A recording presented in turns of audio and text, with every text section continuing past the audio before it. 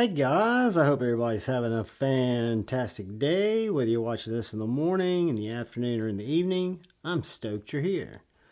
Today we're going to do a little folding knife battle. Subjective, where I go through and subjectively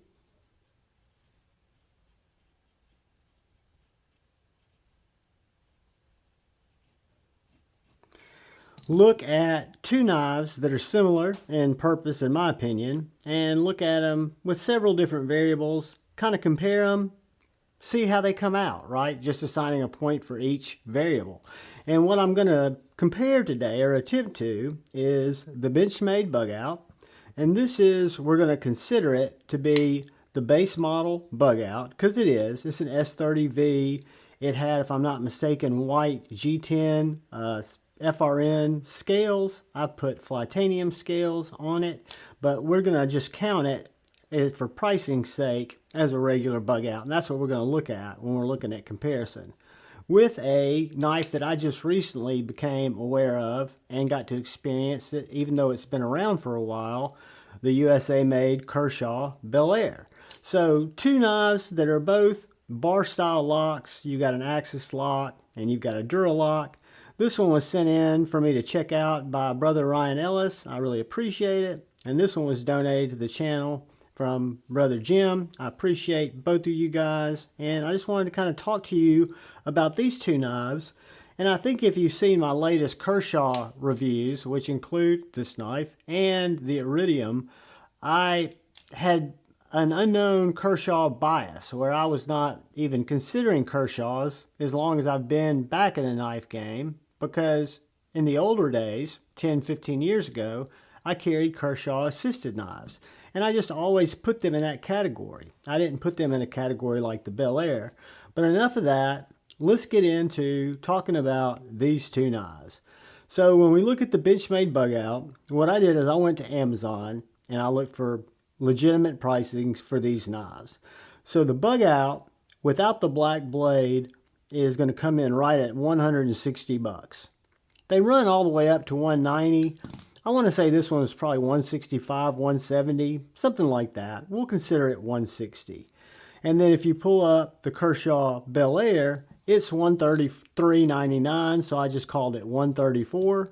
So right within the same price point, give or take $30, $35 from the favor of the Bel Air. But let's just look at what we're talking about for materials. So we're going to assume this is your basic from Bugout, or from Benchmade Bugout. And we would have FRN scales. We would have this S30V coated blade, this very sharp. We would have the axis lock, really well done knife. A lot of people have love-hate relationships with the Bugout. I actually have two of them and a mini Bugout. I really like them.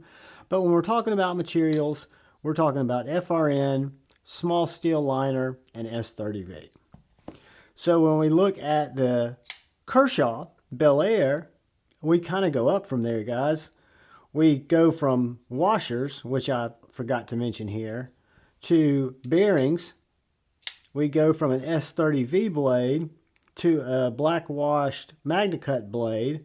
And then we go from FRN scales to these kind of crystallized nickel aluminum scales, I guess, for lack of a better term.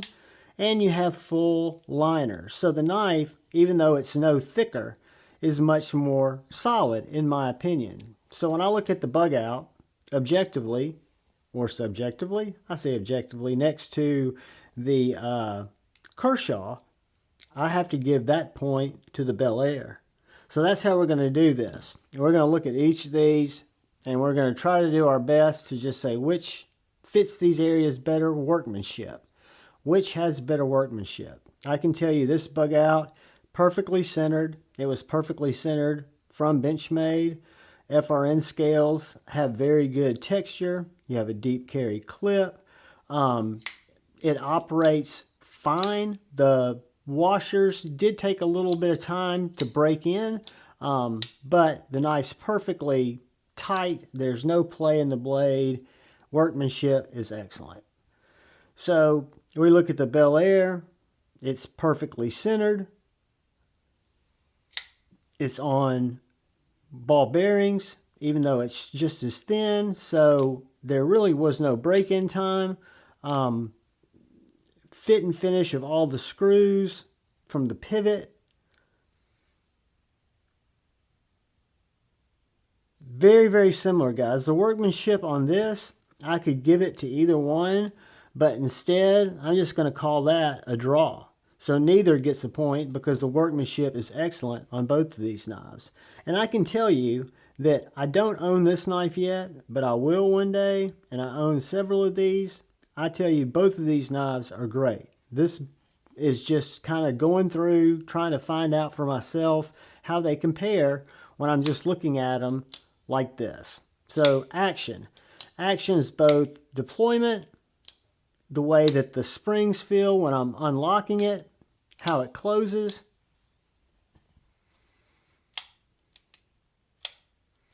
And I can tell you there is a little bit of resistance on this axis lock to pull back. It takes a little bit more pressure than the Bel Air. The Bel Air's action, guys, is glass. I could drag this out, but the Bel Air has much better action than the Bugout. And the Bugout has very good action. So the Bel Air is just exceptional. Ergonomics. So these Flytanium scales are pretty true to the Bugout scales. What I love about the Bugout, with the exception of that little bit of flex that you get, is the clip feels invisible in the hand. It really does fit my hand very well. I like the way it feels. I like the way the FRN's kind of got a warm, organic feeling, where this aluminum's a little colder. However, the aluminum, this has got chamfered edges. It's got more of a pronounced choil that I don't use. I don't know what that would be called, but I don't hold the knife that far back. I hold it right here. It's got really nice jimping, where your jimping on the Bugout is back here on the scale. For me, guys, and it's just for me, everybody's ergonomical preferences are going to be different. I really think with this built-in jimping in the frame of the Bel Air and the jimping on the blade, the way it kind of positions my hand forward as opposed to the Bugout, which kind of puts my finger a little further back. I just think that the Bel Air, I don't feel the clip at all. I can death grip it. I can death grip this.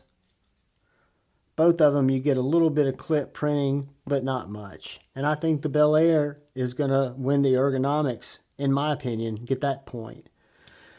So carry profile and ease of carry. This is going to be a close one.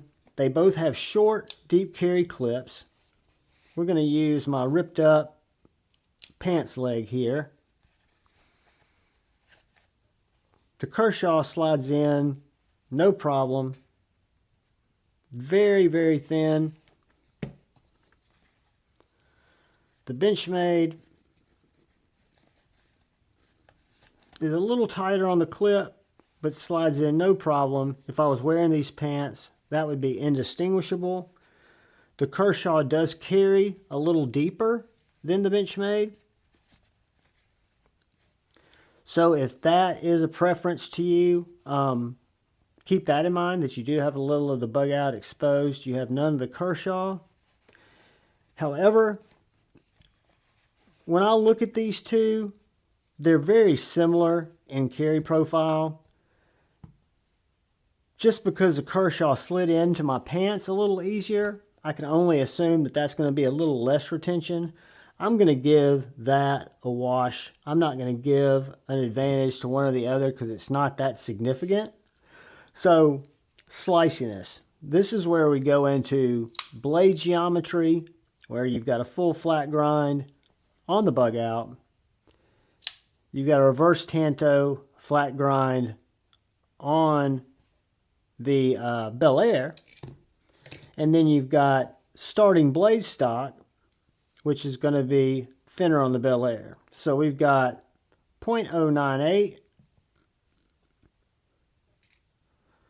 versus 0.081. So I'm not exactly sure how these are ground.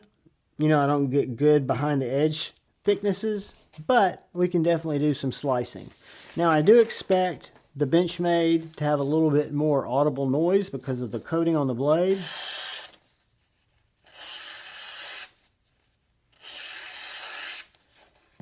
Very slicey, a little drag.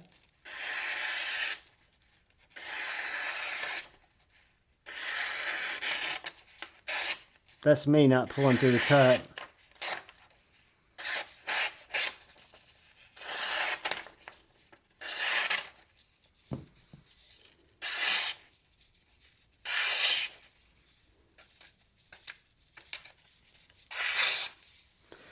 Guys, these knives are both extremely slicey. With the coating on the Benchmade, and it could be this was sent in by Ryan. I did not sharpen it. I did not strop it. I think the profile, the blade stock's thinner here, but in actual slicing, the Benchmade seemed a little more slicey, so I'm going to give it a point. Durability. FRN and a small liner S30V versus full liner aluminum MagnaCut. I have to say, without a doubt, that I think overall durability, and I'm not talking about just blade strength in terms of lateral pressure, lateral force. I think the durability in these two knives as an EDC tool, something that you carry every day, they'll both wear, they'll both be fine for urban EDC carry, they'll both be fine for rural EDC carry. But if we're talking about durability, I think the aluminum and the full liners are going to be more durable than the FRN and the small liners. So the durability I am going to give to the Bel Air. Lock up. How do they lock up with their bar locks or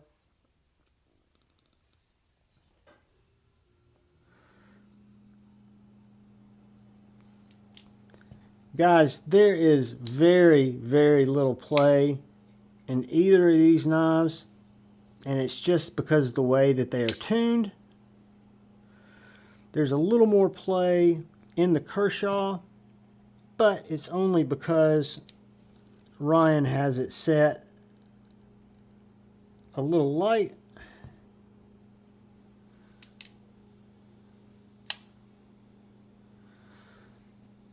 I'm going to say the lockup in these guys is absolutely identical. They're bar locks, which, as we've talked about in other knives, they work very similarly. And then you've got this bar that goes across the tang when the blade comes up, and it absolutely captures that blade. You can see here that it's capturing right at about 33% there, probably right about 33-40% there.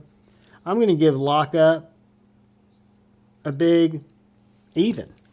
So guys, it comes down to value. I never talk about the butterfly tax, about Benchmade's costs, because I haven't had a lot to compare them to USA wise.